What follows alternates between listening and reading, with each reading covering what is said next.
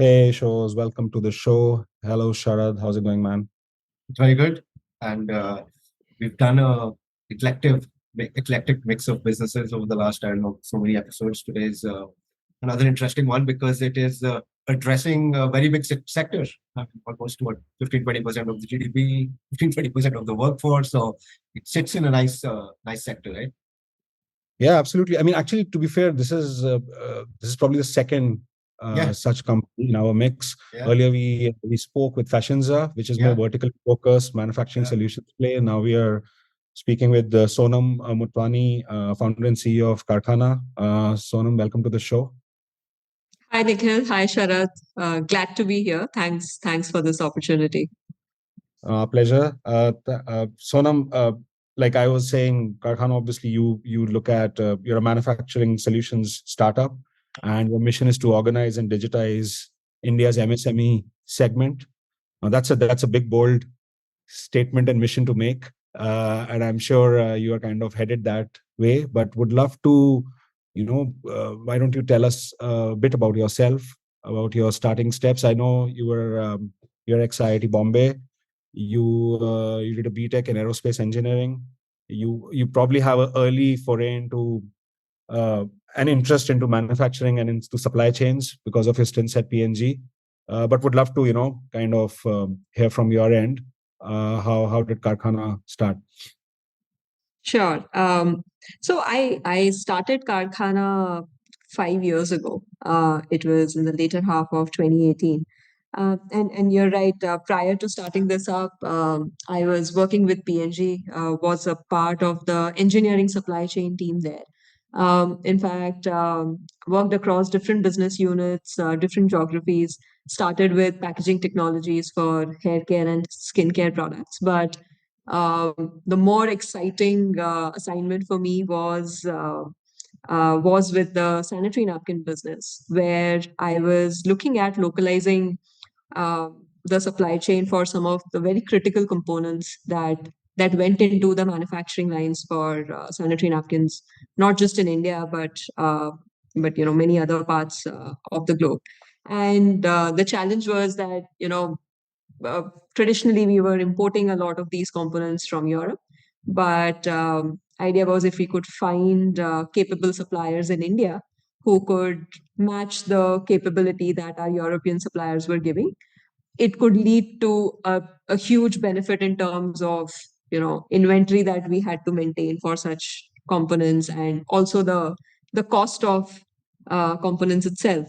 And I took up the challenge, but and thought it wouldn't be, how hard could it be to find suppliers who could build similar parts? Like to give some perspective, these are like precision metal components, and because sanitary napkin manufacturing, given the volumes that we consume, happens at a very high speed. Um, these require like a very high degree of tolerance to be manufactured across certain specific metals. So yeah, but the engineer in me was like, how hard could it be? um, Right.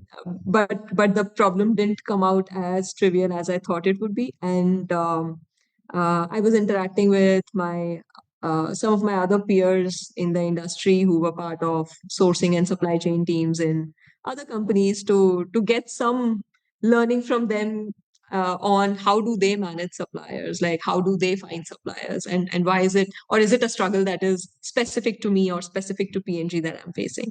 But in those interactions, what I figured that it was sort of a common challenge that everybody resonated with, that it's not so easy to find suppliers or to manage suppliers for custom manufacturing in India.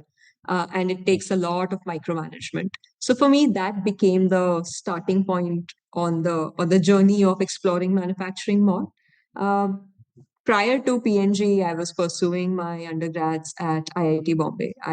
I studied aerospace, but spent a lot of time outside the classroom, building electric race cars for this competition called Yes, I Formula saw Student. some excerpts on IIT Bombay Racing. Yeah.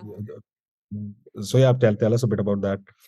Yeah, so that was back in 2012, 2013, when we were probably the first bunch of people building electric cars in India before it became, a thing that everybody started pursuing and is now sort of the hot sauce in the automotive sector, right?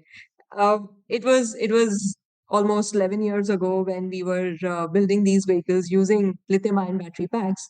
When even Reva used to run on, I think, nickel cadmium at that time. So being students a little bit ahead of where the industry was, and I mean, being at IIT Bombay, you also have a pressure to do things which are a little different from Out of the box. Yeah.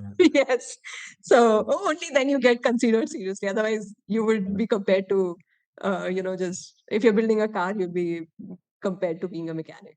So, we were doing that, and for me, it was my first, I'd say, encounter with manufacturing, because a bunch of us, we would make rounds at multiple small machine shops to get the parts for our race car built, and and I mean, we were students, so nobody took us very seriously then. But it seemed like it's a student problem. इसीलिए कोई भाव नहीं देता है. But Right. things Sure. would get better. Yeah. So yeah, that was the first flavor of manufacturing for me. Yeah. And a bit about life before IIT. So I come from Gwalior. That's where I was born and brought up. Yeah, but after I graduated, I've sort of lived in different cities. Started in Bangalore, then Hyderabad, then Goa. Yeah. Now I live in Mumbai. Right. So yeah, that's So- a bit about my personal side. That's interesting. So let's fast forward to Karkhana now, and obviously you've got manufacturing from electric cars. You've understood some of this thing. There's clearly a passion there, and sort of getting there as well. Can you just walk us through, like, what is the typical chain here, like in terms of getting suppliers and getting demand? You're sort of servicing. It's almost like matchmaking, right? Sort of getting both sides on the table. And how does that typically work? How do you identify what manufacturers to sort of liaison with, and what are the kind of demand folks that sort of, how do they find you, and what are the guys who come in, and how does that value chain work? So I'd first like to speak about the specific areas of manufacturing that we are targeting, right? Because again, when we talk about manufacturing, it's a vast industry. So Karkhana.io's focus is specifically on custom built products, which means that every product we build is built to the spec of the customer we work with. It is not commoditized manufacturing that we do. And here we also focus on highly engineered hardware products currently across 5 main categories. One is electric mobility, second is consumer electronics, third is medical devices, fourth is your industrial robotics, and fifth is aerospace components, and Right. and drones as a bucket.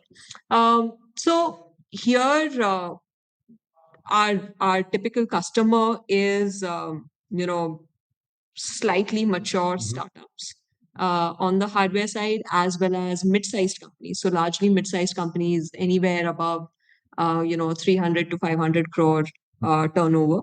And these are the companies who have most challenges in their supply chain, figuring out the right mix of suppliers who they should be working with to get the most efficient output on their products. And on the supply side, we work with manufacturers with capabilities across mechanical components, electronics, and complete box build assembly. Most of our suppliers are MSMEs. Generally, I'd say under a turnover of 20-25 crores. And I mean, that is actually also the reality of manufacturing. We would have some 2 million manufacturing establishments, but large percentage of that are MSMEs, and also tend to be run by a single owner who is responsible for all the decision making. Yeah. And they generally, also have a tendency to then limit their business to working with few customers, because I mean, it's a lot of work to go develop business across geographies, across industries, but it puts them in a little bit of a, I'd say, risky place, Yeah. because if any of the customers pulls out, it's an impact on their utilization, on their top line as well as bottom line. So through Karkhana.io, what we're trying to do is get demand from mid-sized OEMs and match it with the capabilities of MSMEs on the supply side, and help these MSMEs to diversify their business across categories, across geographies, and at the same time build a very efficient sourcing and supply chain solution for the OEMs. Yeah.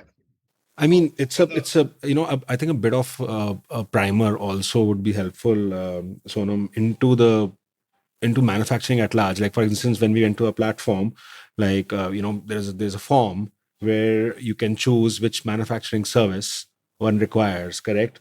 Be it like some of them you alluded to already. Like is it small batch production? Is it large? Is it assembly, etc. And then you kind of go into the kind of process which will kind of be deployed there. Everything ranging from 3D printing to metal work, etc. So I mean, it sounds this is definitely not a commoditized offering, right? I'm assuming that these are custom orders, right? And there is a fair amount of to and fro which is required between the customer and the supplier, right? And I'm sure a lot of the backend there is digitized, but there probably there's a fair amount of hybrid approach which has also been deployed by players like yourself, who's kind of creating a platform, right? So maybe a good way is to go through like a specific example, like of a certain order. You don't have to name the companies, but you can maybe give some sense about the use case and where you guys come in, and what is the role that is played by Karkhana, aside from obviously you're doing a matching exercise and a sourcing exercise and a discovery exercise, but I'm sure the value addition is way more than that. Yeah. So Nikhil, here, what is also important to talk about and to highlight is the state of digitalization that we have in the supply chain today. See, on one side, there is a lot of conversation about Industry 4.0 and digital factories, and how connected factories work and how they can scale. But at the same time, when the ecosystem is so fragmented and also grappling with much more basic problems in terms of running and growing business, in India, we do not have a large part of the business ecosystem in manufacturing that likes to pay for software. I mean, if I talk about a typical machine shop in manufacturing, in any of these manufacturing processes, you won't find the factories having a lot of laptops and everybody is connected and doing everything there. That is also because one, the kind of technical talent that is employed in manufacturing is is a small percentage of the total workforce. So most of these machine shops would have a struggle in having a lot of technical talent on board. Second, also is that until and unless the software or any digital tech these factories use is helping them get more and more business, they wouldn't like to pay for it. Like the most amount of digitalization we have seen in most of the factories we work in is that they have an India Mart profile. Nothing more than that, right? They are not using any of the ERPs which the large companies use to maintain a common source of truth for their operations, right? Those the SAPs and other ERPs have not penetrated into the MSME ecosystem so much. So now, with such a scenario, when we had to take up the task of digitalizing and connecting the MSME ecosystem, we had to literally go bare bone and peel multiple layers of the problem to arrive at what should the solution be. So one thing that where we have seen transformation is that Now everybody has an Android phone, and every machine operator knows how to use one. So the first insight was that the technology that we built should be accepted and should be something that can be quickly taught to every machine operator as well. Only then the true adoption can happen here. Second is that, it is not something that we can look at monetizing from day one, which means that it's not just a software play that can be a solution in our business model. We have to combine and make it a hybrid approach where, along with the adoption of digital tech, we have teams on ground that help the MSMEs to solve the problems that they are facing day in and day out while working on the orders that they get from OEMs.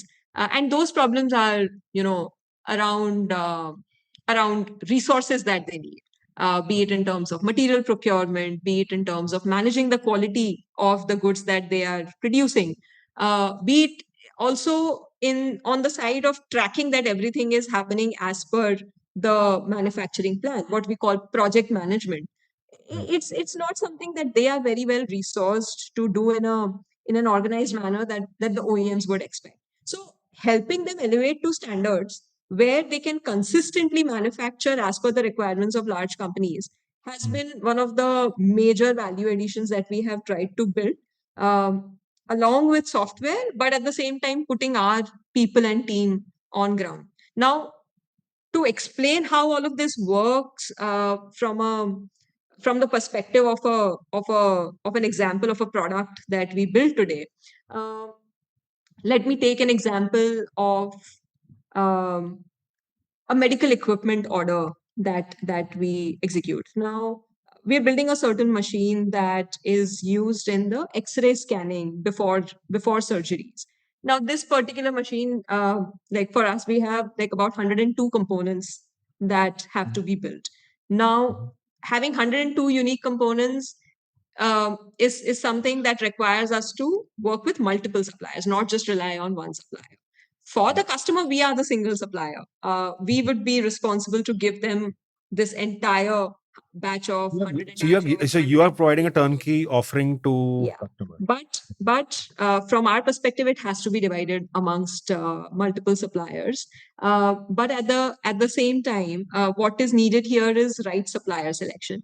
Selecting the suppliers who have the capability to meet the requirements, like the technical challenges that would come here, who have the ability to build components for medical equipment, who have the right certifications, who have the right way to even check for quality. Like, even if you don't have the right tools to check for quality, then it's impossible that you would be able to meet the quality requirements. Yeah. So that is the first criteria that our platform checks for. So once the customer has raised a requirement with us, they fill these forms and they send the what we call request for quotation or request for proposal to our platform.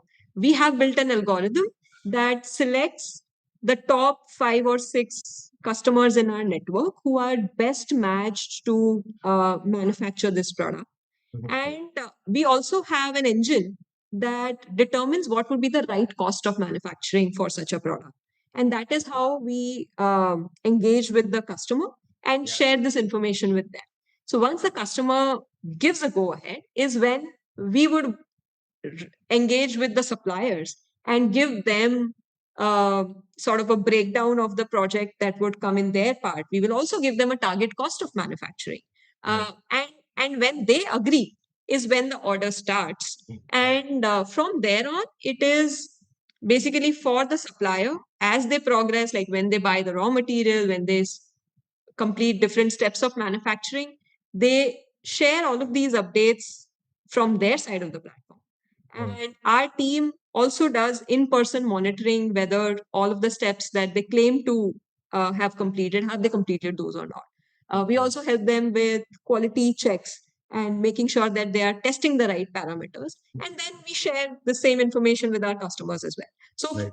So think of it that for the customers, it's a way to have control of what is happening across different suppliers from a single dashboard.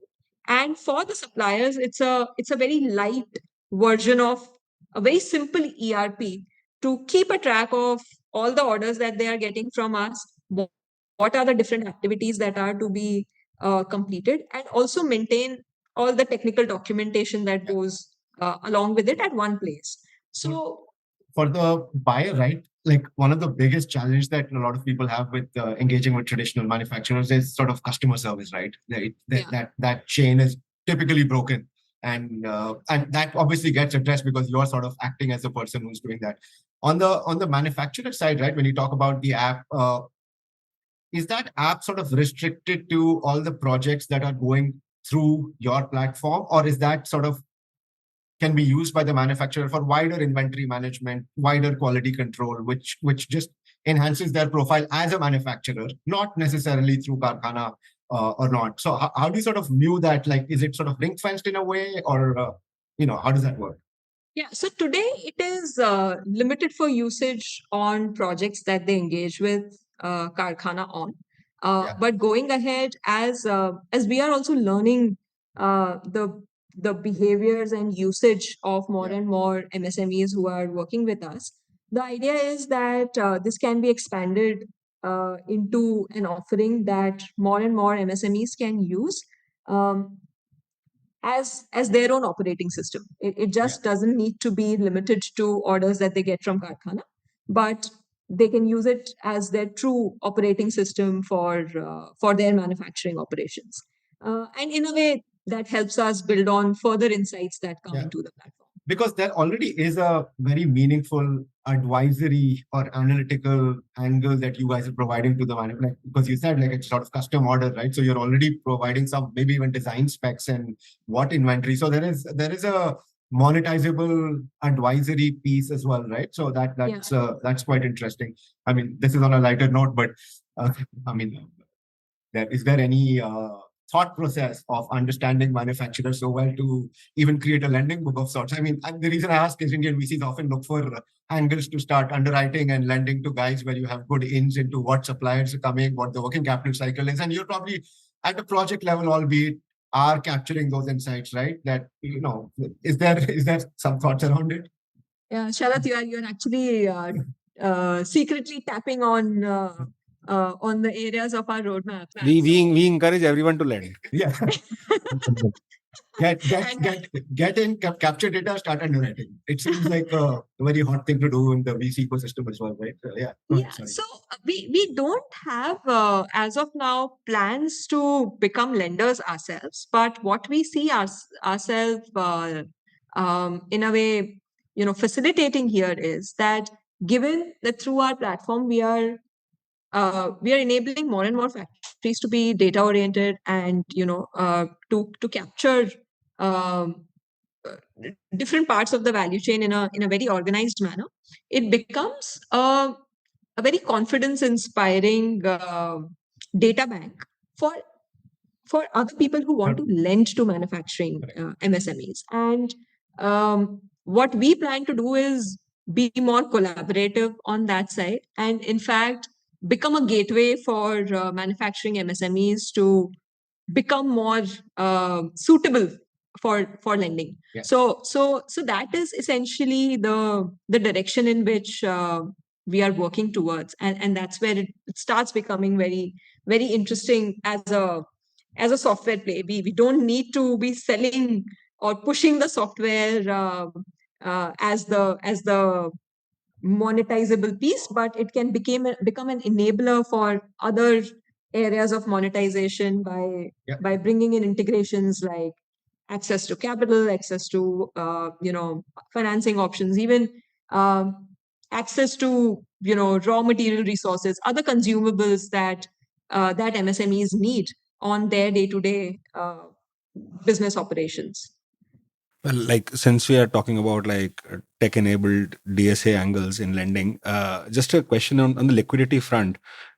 Since you are the counterparty and you're providing a turnkey solution to your customers, in terms of payments, the flows, they go through Karkhana or they go directly straight to the supplier? How does it work? Because payments go through Karkhana. Right. Because for the customers, we are their supplier. We are the supplier, right? Their order lies with us. Understood. And then we select who the suppliers would be. But Sonam, this is very interesting because, especially large corporates, they have very deep-rooted sourcing channels, right? Which they have kind of set up over years and decades of sorts, right? So I understand the localization use case, right? Someone who's not here wants to start localizing their back-end manufacturing and sourcing. Someone like you, definitely, it makes a lot of sense for them from the standpoint of sourcing, from the standpoint of discovery, and from the standpoint of having a turnkey solution. But like those large corporates who already have reliable sourcing relationships, and I mean, when it comes to large manufacturing, the economics kind of is it's so proportionate to the amount of scale that's kind of flowing through. How do you put your foot in the door for those category of buyers or customers through Karkhana? Like there must be, like, is it like I'll find you better sourcing partners, or I'll provide you with a better experience, or I'll provide you with project management insight and visibility and traceability on the entire process, which you will not get otherwise? What's the sell there? So, Nikhil, the thing is, even with large companies for their continuous manufacturing, their take on things is also changing. You are right that there are some of the traditional industries which are sort of very, very close knit with their supplier network. They would almost have a captive relationship with their suppliers, right? Both ways, right? From the supplier standpoint, also they're very protective about who they're selling to, right? Yeah, but the thing is, it is increasingly changing. Let me give you a few examples. So we've had conversations with some of the very large automotive OEMs as well, and automotive is like one of the most, I'd say, mature supply chain in the country, given that it's one of the largest and oldest sector of manufacturing, right? But even with OEMs, there we've had conversations where as they also want to focus more and more on the speed of go to market with their new products, as well as maintain nimbleness and agility on their teams and people. uh, they are favoring that wherever in their supply chain there's a lot of variety that needs to be built. um, they outsource all of that to a platform like Karkhana.io because they don't want to deal with 500 suppliers. They're like, okay, I want to manage some 10 key relationships, but I want one of these relationships to manage my other 500 relationships. Because there is a very high administrative people and other costs related to managing so many relationships as well, which a lot of times, I mean, traditionally as companies we might not have accounted directly towards the cost of manufacturing, but it is a fixed cost that you incur. And that is what gives the cost benefit if companies switch to our model where we are managing a large fleet of manufacturing suppliers. Secondly, the point that we discussed earlier, it takes a lot of effort to to build that source of truth when you are working with large number of manufacturers. And given that we are in the business of building that solution, the businesses are better placed to switch their supply chain to us and let us do the work of giving them that source of truth across their supply chain than them putting their people on ground to do it with every manufacturer individually. And that is the biggest value add that businesses see, and the premium that they probably would pay here on every unit cost is balanced against the cost savings that they have on all of their other cost of doing it themselves. So it's a build versus buy decision even on supply chain. uh, and it just works out for them much better overall, not just from a single unit cost perspective, to hand it over to us. And the customer service probably is a much seamless exercise to sort of engage with one counterparty with data Yeah, absolutely. tracking. And because we are aggregating capacities over so many manufacturers, and even on the demand side, it's not one company that we are working with. There is a lot of cross application that happens here, which allows companies to take benefits of things which they individually can't take. Yeah. So this aggregation essentially leads to a lot of benefits as well. And just on the manufacturer side, right? Obviously, there's one app that you talked about, or a digital product where which is designed to sort of heighten the efficiency, inventory management, sales cycle. Is there a physical device as well, or a physical? Is there any strategy or thought about? Is there a requirement essentially of any physical or a tracker or a device to be installed, a hardware equipment of sorts? And if so, like how does? I mean, a lot of, like you said about manufacturers, it's probably true with most businesses, they're sort of not very receptive to capital outlay upfront, right? Even if you tell them like, listen, your costs are going to come down over the next 10 years by this much. But is there any play like that? Because manufacturing is physical goods and services, right? I mean, so I'm just wondering if there is a need for a hardware installment of. Because I mean, the question here is obviously if it's purely app based, then there's a lot of data entry burden on the supplier, right? So you also kind of go into I would say decentralized IoT type of frameworks where data gets tracked on its own. Yeah. So in fact, that's something that's been constantly in discussion on how do we reduce that burden of data entry on the suppliers. So interestingly, such hardware is very easily accessible today, Sure. right? There are a bunch of IoT based sensors that you can plug on any machines and capture that data. But the thing is, how do you combine it as a complete solution for the MSMEs? So in fact, the fact of the matter is that when we speak to MSMEs and try to get insights into how much capacity utilization they have, or even some of the other parameters of their business, everybody works sort of on a guesstimate or a guesswork. It's not that they have a very accurate understanding of how much utilization their machines have, because the business owners are not really able to track it on a day-to-day basis today. So even the information today that they would be giving us is in a way a guesswork.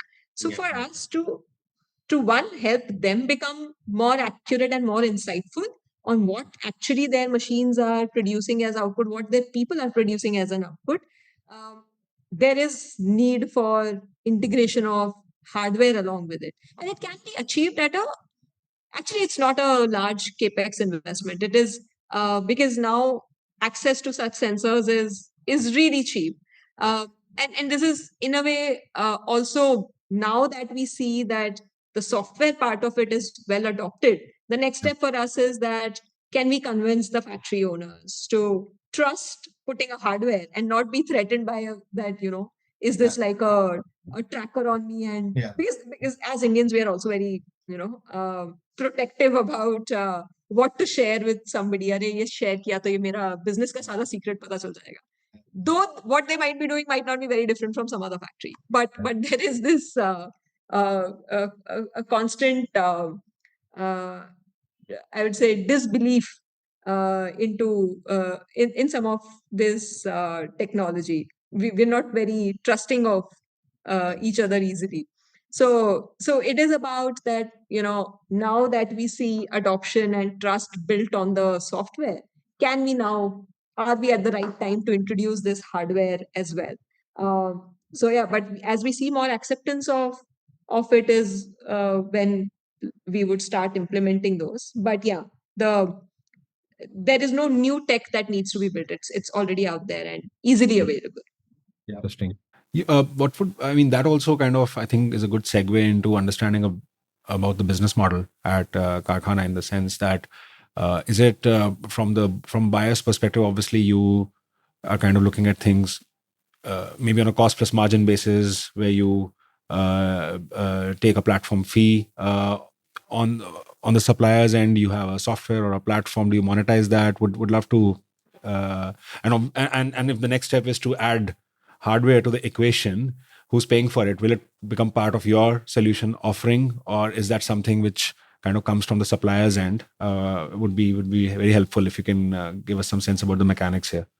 Yeah. So from a business model perspective, as I said, like for the customers, we are the supplier, and for all the suppliers that we work with, we are the buyer, and which means that our margins are built in between the COGS and our selling price. Here, the way we make margins is one because we are able to give consistent business to our suppliers and in a way help them get better in their capacity utilization.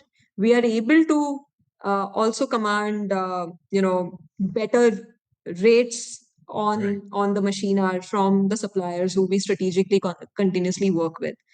Secondly, a part of the margin also then comes from the customers wherever they feel that they are getting a much better and much more consistent and reliable output in manufacturing by working with Karkhana.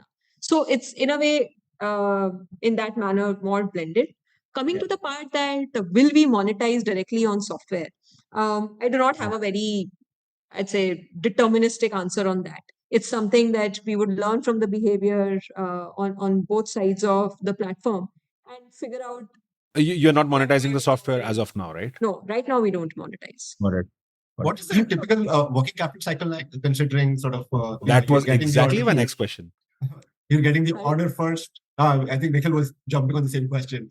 So, I mean, we sort of obviously interact with a fair number of manufacturing traditional businesses as well, and obviously working capital is a key theme, right? That often comes up, and how they're managing it, and obviously people have built lending businesses around it as well. But from where you sit, like you're the supplier to the buyer, and you're the buyer to the manufacturer. Like, how's the working capital cycle like, and is that a challenge of sorts, or do you feel like whatever the delays on the payable side, you can just pass it on to the receivable side, or vice versa? No, so it's a little more nuanced than that. The thing is that it's a lot of times it becomes important to understand where the bottleneck lies to execute any particular manufacturing requirement seamlessly.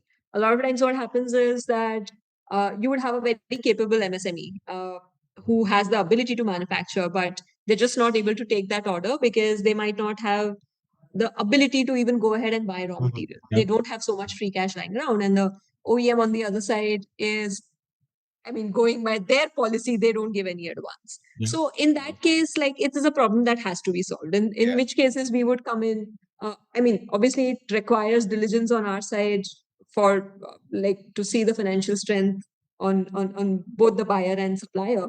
But basically here, if we can extend an advance just to buy the raw material so that the MSME can then go ahead and manufacture, we would do that, but at the same time we ensure that there is a certain sort of security that we would also timely receive payments from our customers. But while we do that, like, coming to the point on how the working capital cycles look like, they're pretty similar to industry average in manufacturing, anywhere between 30 to 60 days. That is the kind of difference we would have from when we pay the supplier and when we receive money from our customers.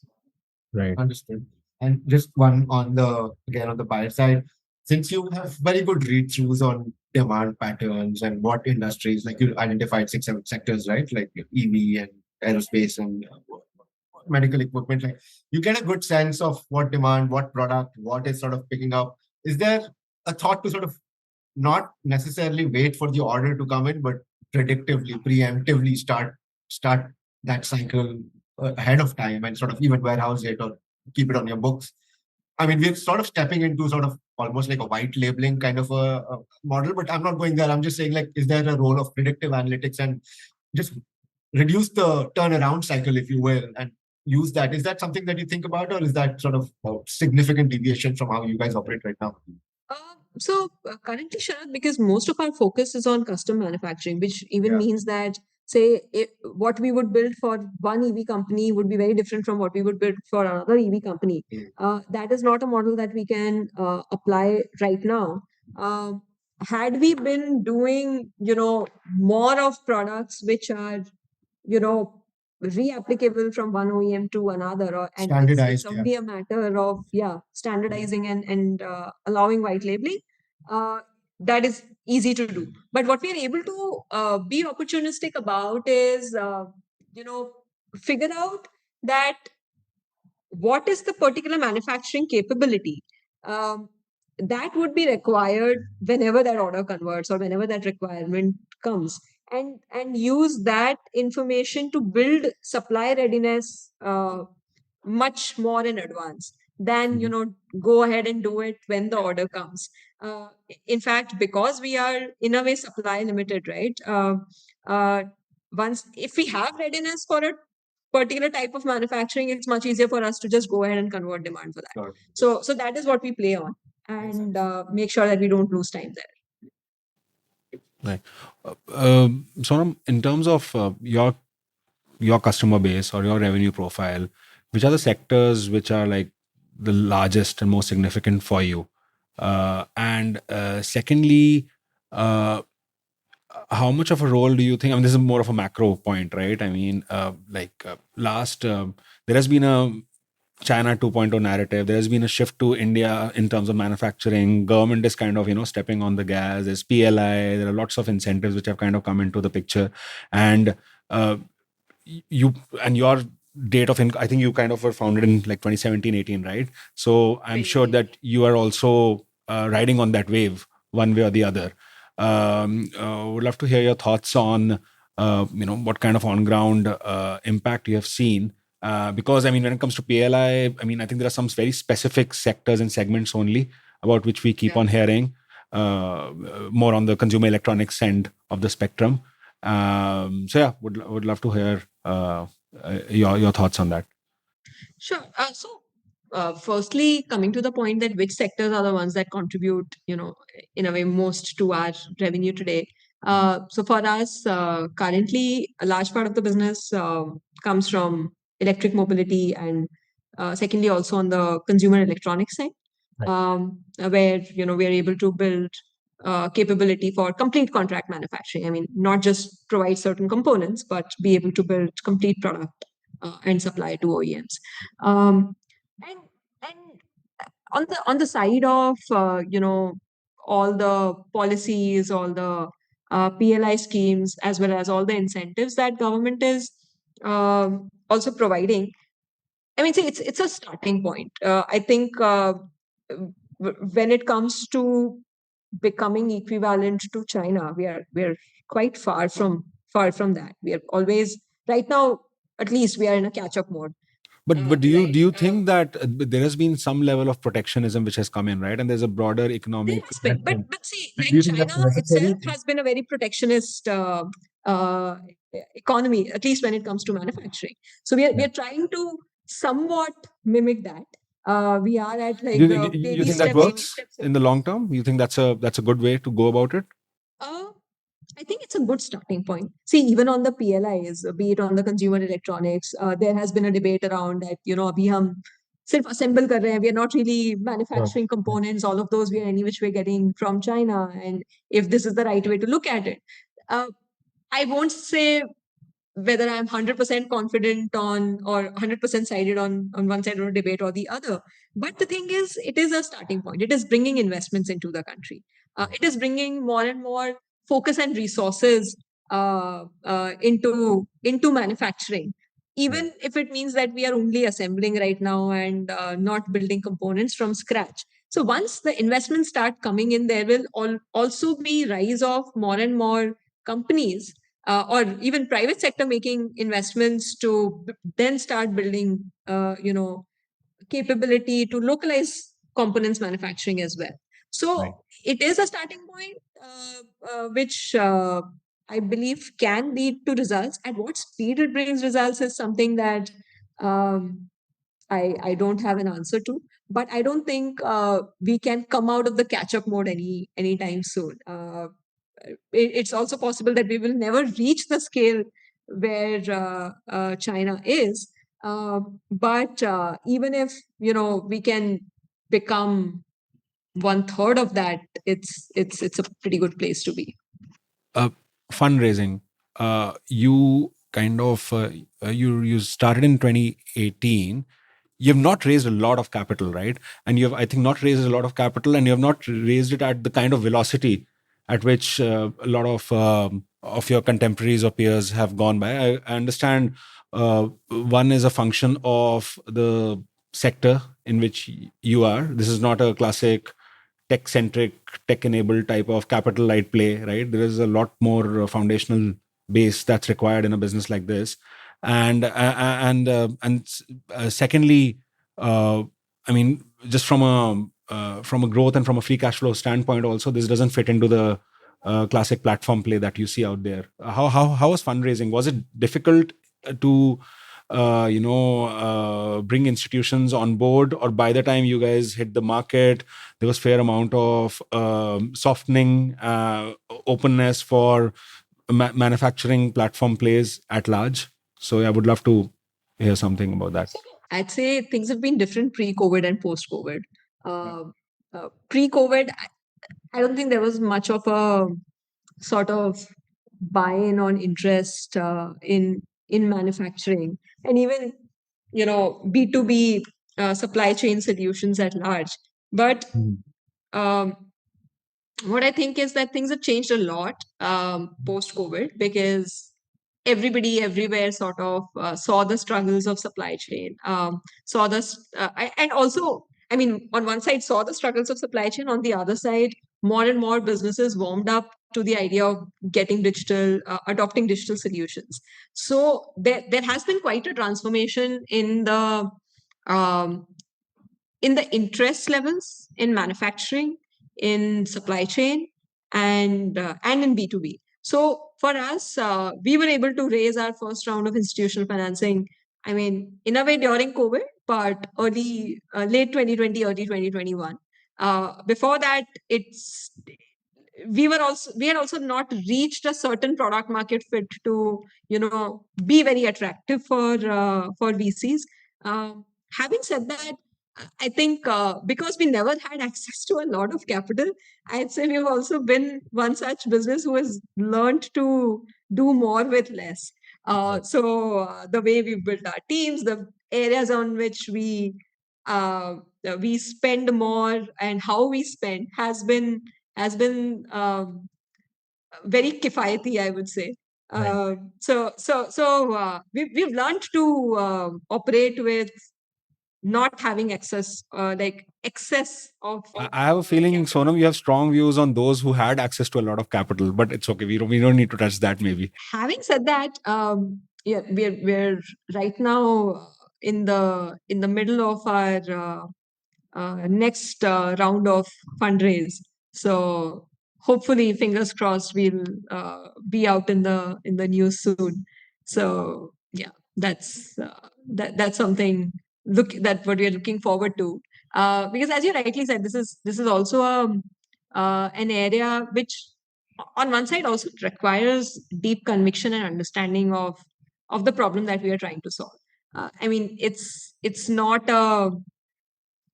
I'd say a very cool problem statement that we solve. So it takes different type of VCs to understand what we are doing, and not look at it as an investment where you can do a lot of things with shortcuts. There are no shortcuts to the problems that we are solving. So they have to be really, really convinced about the solution, about the industry, and have a good understanding of it. Right. No, this was very insightful. Cool is a very subjective notion, so that keeps on changing, especially when it comes to fundraising. And no, I wish you all the best for larger and more significant milestones in the future, and also for your ongoing fundraise. It was great catching up with you, Sonam, and to understand what Karkhana has been doing. With that, this is Nikhil Arora, and with me, Sharat Tupran. We are signing off.